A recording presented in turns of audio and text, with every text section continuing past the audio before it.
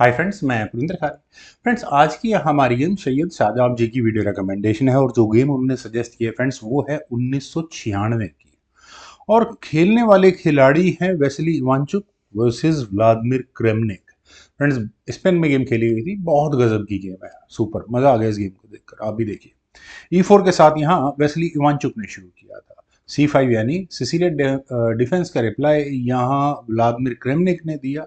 Night F3 हुआ, knight C6 D4, c takes D4, knight x D4, knight F6, knight C3 D6 का move यहाँ black ने खेला। Bishop आया G5 square पर E6, क्वीन आई D2 square पर A6 और इसके बाद यहाँ वेस्ली इवांचुक आया castle towards long side. H6 bishop को हटाओ, आया E3 स्क्वायर पर। बिशप E7 देन खेला गया F4। F4 का मतलब क्या बनेगा? ई पॉन आगे पुश होगा, कभी ना कभी तो होगा ही। Knight takes D4, bishop takes D4 then खेला गया B5, तो क्वीन आई E3 स्क्वायर पर। अब तो पक्का यहाँ पॉन आगे पुश होगा ही होगा।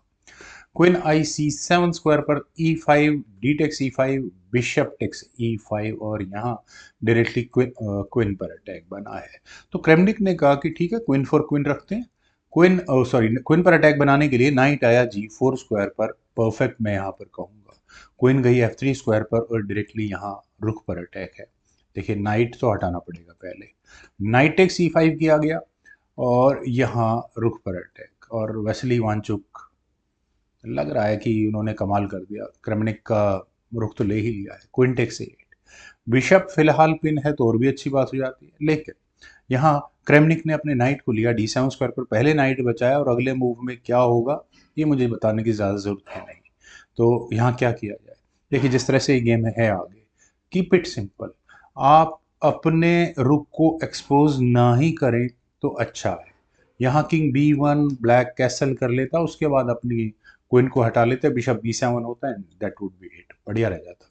लेकिन यहाँ खेला गया G3 होने के बाद फ्रेंड्स प्रॉब्लम ये है कि क्वीन और रुक एक ही डायगोनल पर आ चुके हैं। नाइट B6, क्वीन पर अटैक बना, क्वीन गई F3 स्क्वायर पर, देन बिशप हुआ B7 स्क्वायर पर। और रुक, कमाल की बात यह है कि अनडिफेंडेड है। इससे बचने के लिए फ्रेंड्स मैं कहूंगा इवांचुक का बेहतरीन मूव है, उन्होंने अपने नाइट को लिया E4 स्क्वायर पर और प्रोवोक करवाया ब्लैक को कि वो अपने एफ पॉन को आगे पुश करे। और ऐसा होने के बाद क्वीन तो चेक देकर हटा ली गई है। किंग आया H8 स्क्वायर पर, नाइट अभी भी लटका हुआ है, क्या करें?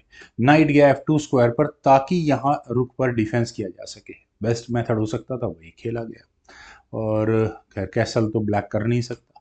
बिशप F6 यहाँ पर पहले किया गया, अभी यहाँ इस रुक को नहीं लिया गया, तो क्या करे? रुक को बचा ले। अरे यार, बचा लेते तो अच्छा ही था।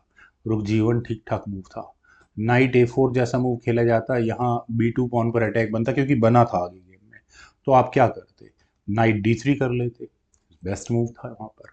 खैर, यहाँ खेला गया बिशप D3, और बिशप के D3 स्क्वायर पर आने के बाद ब्लैक का काम पूरा हो गया। नाइट A4 और यहाँ B2 पॉन पर अटैक है।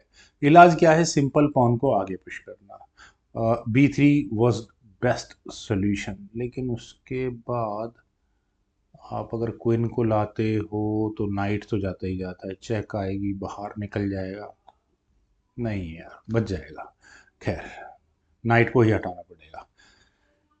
यहाँ खेला गया रुक अटैच गोज टू E1, और ऐसा होने के बाद सबसे पहले हुआ bishop takes B2 check, king हटा B1 स्क्वायर पर, देन खेला गया बिशप D5, और बिशप के D5 स्क्वायर पर आने के बाद पॉन पर अटैक बना है। बिशप टेक्स B5, और फ्रेंड्स यहाँ ये मेटल एक्सचेंज होना शुरू हुआ है। Bishop sacrifice, bishop takes A2 चेक, यहाँ पर बिशप सेक्रीफाइस ब्लैक ने भी किया है। King takes A2, A takes B5, then खेला गया किंग B1। मेरे ख्याल से वाइट क्या करने वाला है ये तो मुझे क्लियर है, नाइट ही मूव होगा। क्वीन आई A4 स्क्वायर पर, देन यहाँ नाइट गया D3 स्क्वायर पर।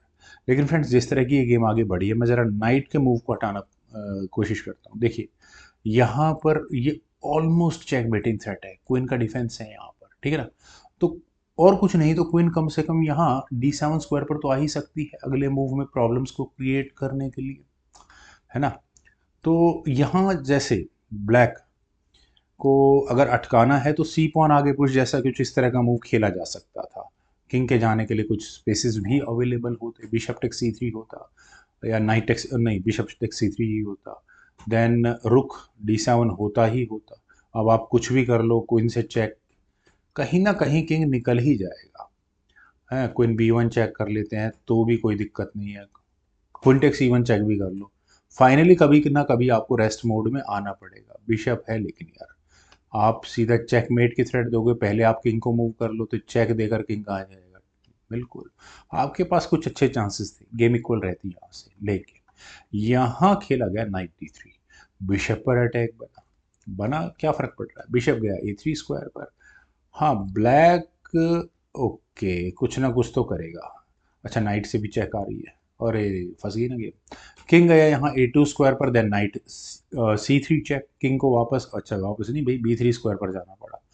और देखिए चेक तो मुझे ये, अच्छा उसके बाद नाइट लटकता है ब्लैक का, नाइट गया D5 स्क्वायर पर, और अगले मूव में क्या ये चेकमेटिंग थ्रेट है क्या?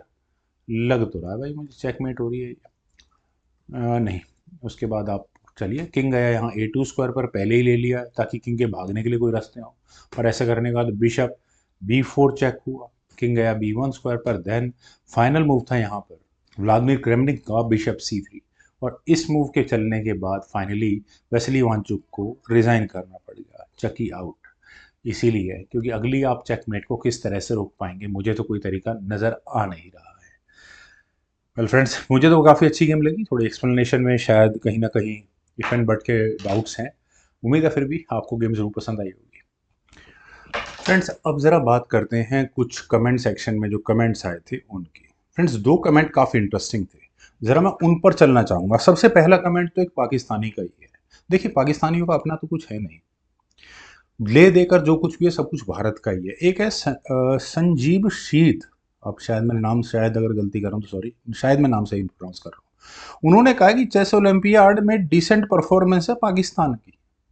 चेस ओलंपियाड पता है कहाँ हुआ था आपको? क्या बकवास, कुछ भी लिख देते हैं। खैर, दूसरी बात करता हूँ, उन्होंने लिखा है कि Pakistan has their own GM Mir Sultan Khan. भाई साहब उस समय, जिस समय मीर सुल्तान खान खेलते थे उस समय GM टाइटल नहीं हुआ था, पहली बात। दूसरी बात, उस समय आइडिया ऑफ पाकिस्तान भी पैदा नहीं हुआ था। उनकी लास्ट गेम 1933 की है, यूं भी नहीं पता था कोई पाकिस्तान बनेगा भी, खामा खा में तुम चिपक रहे हो। भाई वो भारतीय थे, जिस समय खेलने गए उस समय भी भारतीय थे, भारत को ही रिप्रेजेंट कर रहे थे। वहां पर जो उनका इंट्रोडक्शन हुआ, प्लेयर फ्रॉम इंडिया, यही कह के उनका इंट्रोडक्शन हुआ। ठीक है चलो भाई, पाकिस्तान है वो मान गए पाकिस्तान, क्योंकि वो जन्म जहां हुआ वो क्षेत्र पाकिस्तान सरगोदा में था, तो मृत्यु भी उनकी सरगोदा में हुई थी 1966 में। ठीक है भाई, मान लिया वो तुमने पाकिस्तान में रह गए हुए, उस चले उस एरिया में चले गए जहाँ पाकिस्तान था। तुमने कितने मैच खिला दिए भाई अपने देश से उनको? तुमने कितने उन्हें अवार्ड दे दिए, अचीवमेंट अवार्ड कुछ? पता भी नहीं था तुम्हें भैया, हमने वीडियो बनाई है भारतीयों ने, जब जाके तुम्हें पता लगा कि मीर सुल्तान खान था कोई, वो इस तुम क्या बोलते हो खित्ता, इस एरिया में पैदा हुए थे। क्या बात करते हो बकवास। खैर फ्रेंड्स, एक बात और मैं कहूँगा कि जब तक मैं नहीं बोल रहा था ना, तो जो हमारे भारतीय साथी हैं, मैं रिलीजन तो नाम नहीं लूँगा, लेकिन अब वे खुल के बोल रहे हैं, कमेंट सेक्शन में वे जवाब दे रहे हैं बढ़िया। एक भाई है उनका, मैं नाम देख लेता हूँ, अगर उनका जवाब मैं ज़रूर पढ़ना चाहूँगा। हाँ, कलीम शेख। हाँ, उनका मैं देखिए पूरा नहीं पढ़ा, लेकिन छोटा मोटा कमेंट है कि पाकिस्तान से इस्लाम की पहचान नहीं, इस्लाम तो इन लोगों ने बदनाम किया, पाकिस्तानियों ने सत्यानाश कर रखा है। खैर, आज जिस बात पर मैं बोलना चाह रहा हूँ फ्रेंड्स, वो एक हमारे भारतीय साथी हैं, सरफराज अहमद। सरफराज भाई ने लिखा, सच बात है कि धार्मिक लोगों को राजनीति से भगा देना चाहिए। उन्होंने एक साइड में लाइन लिखी, इंडिया से भी।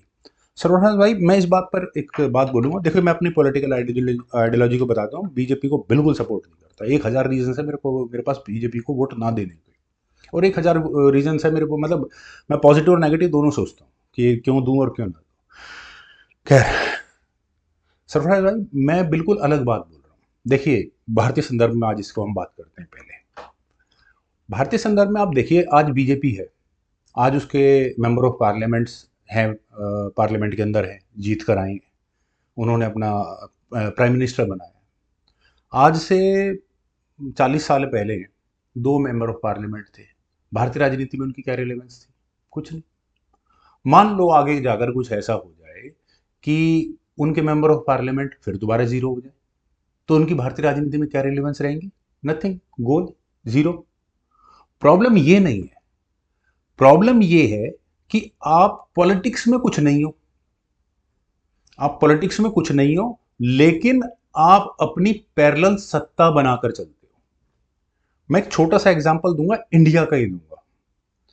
देखिए, शायद कुछ लोगों को बुरी लगे, कुछ लोगों को अच्छी लगे, लेकिन इसे एक ओपन माइंडेडनेस के साथ सोचना चाहिए। कर्नाटक का एक केस है, उसको उजागर करने वाले भी भारतीय मुस्लिम है और बिल्कुल हमारी तरह सोचने वाले हैं, वो इसी बात को समझते हैं।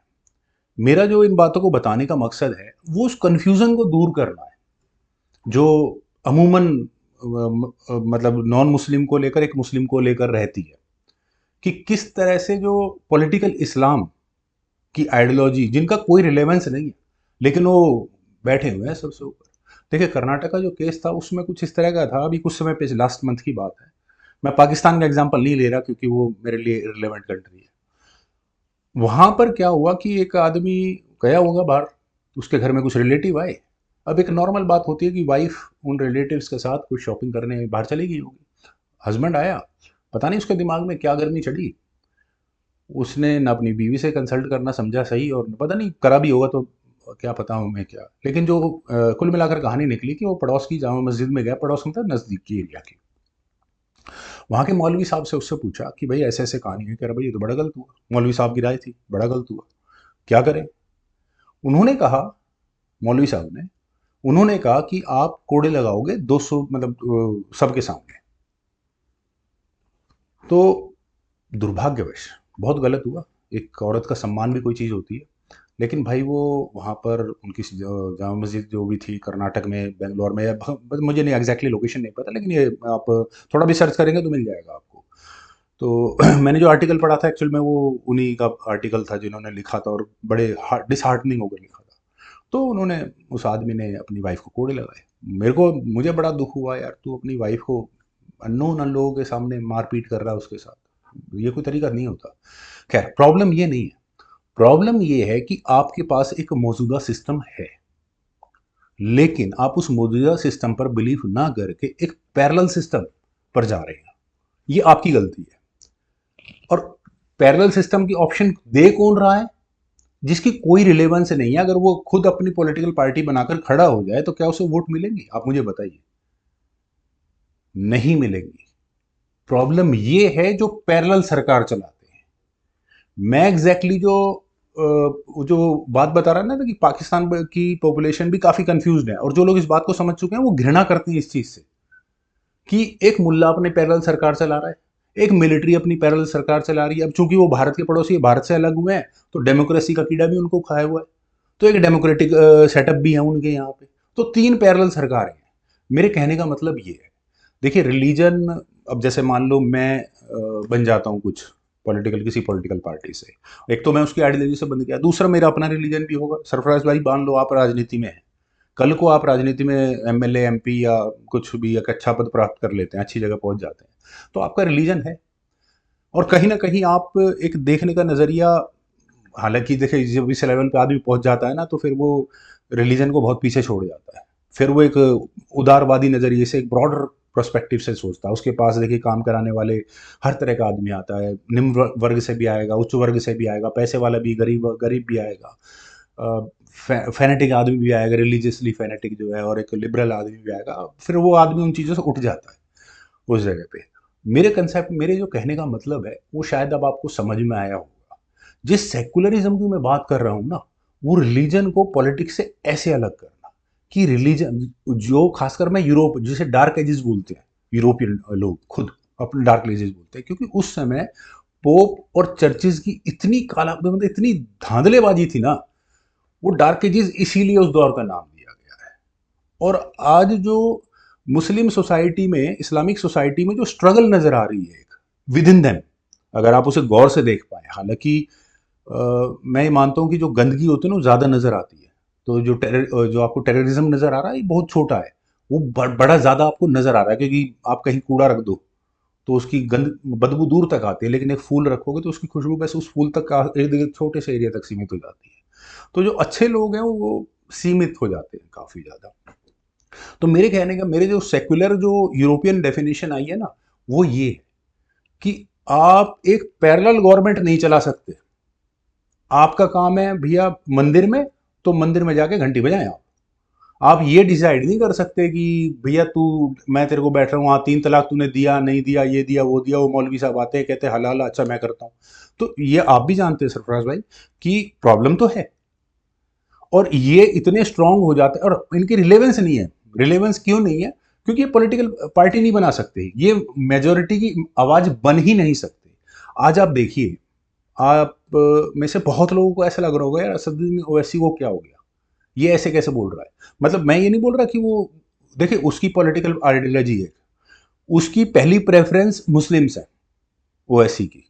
वो कहेगा कि नहीं भाई मैं पहले मुसलमानों का देखूंगा, वो एक ठीक है, उसका अपना नजरिया, उसकी पॉलिटिकल आइडियोलॉजी, लेकिन पाकिस्तान के ऊपर आते के साथ ही उसका स्टैंड बदल गया। कहीं ना कहीं देखिए, पढ़ा लिखा आदमी है, बहुत बहुत इंटेलिजेंट है असदुद्दीन ओवैसी, वो इन सब चीजों को समझता है। उसे ये भी पता है कि भैया मैं लीडर बनने के लिए आया हूँ, ये जो छठी फेल 10वीं फेल मुल्ला मौलवी है ना, इन्हें वहीं तक सीमित रखो। भैया आपका काम है नमाज पढ़ाना और लोगों को मतलब एक गाइडेंस देना। आप अपने आप में पैरेलल सरकार नहीं बन सकते, ये वैसे भी जानते हैं, वो कभी इस चीज को सपोर्ट नहीं करेंगे। पाकिस्तान में मामला गड़बड़ यही हुआ कि वहां की पॉलिटिकल पार्टी इतनी मजबूत हो ही नहीं पाई कि इन लोगों को दबा पाए। आर्मी उसके ऊपर आगे बैठ गई। अब ये जो कमजोर आदमी वो क्या करता है, कमजोर आदमी क्या करेगा, जो ज्यादा मजबूत होगा अगर वो कमजोर होगा उसके पीछे पड़ जाएगा। जैसे कमजोर आदमी मतलब जो इनकी क्लर्जी है पाकिस्तान के अंदर, ये मिलिट्री को सपोर्ट करेगी, कभी कभी आपको किसी पॉलिटिकल पार्टी को सपोर्ट करती हुई मिलेगी, कभी कुछ करती है, कुछ नहीं रिलेवेंस। अब जैसे ये नहीं है, जामा मस्जिद का जो इमाम था, इमाम बुखारी, वो बुखारे का इमाम है, बताओ, फिर भी चलो कोई बात नहीं, है तो है। अब ये हर बार आके इससे कोई ना पूछता, ना कोई लेना ना कोई देना, मुंह उठा के बोल देगा आम आदमी पार्टी को सपोर्ट करो, मुंह उठा के बोल देगा कांग्रेस को सपोर्ट करो। कौन पूछ रहा है इसका? लोग अपने विवेक से देते हैं, बिल्कुल वोट उसी तरह से देते हैं। उम्मीद है फ्रेंड्स आप लोगों को मेरा वो नज़रिया जो सेकुलरिज्म को मैं समझाना चाह रहा था वो जरूर समझ में आया होगा, जिसका प्रॉब्लम पाकिस्तान में जड़ करके बैठा हुआ है। वहां पे सबसे कमजोर आदमी सबसे मजबूत नजर आ रहा है। वेल फ्रेंड्स, उम्मीद है आप आज की ये वीडियो जरूर आप सभी लोगों को पसंद आई होगी। वीडियो को लाइक शेयर, यूट्यूब चैनल को सब्सक्राइब प्लीज जरूर करें, कमेंट सजेशन का मुझे बेहद इंतजार रहेगा। Thank you for watching and bye for now.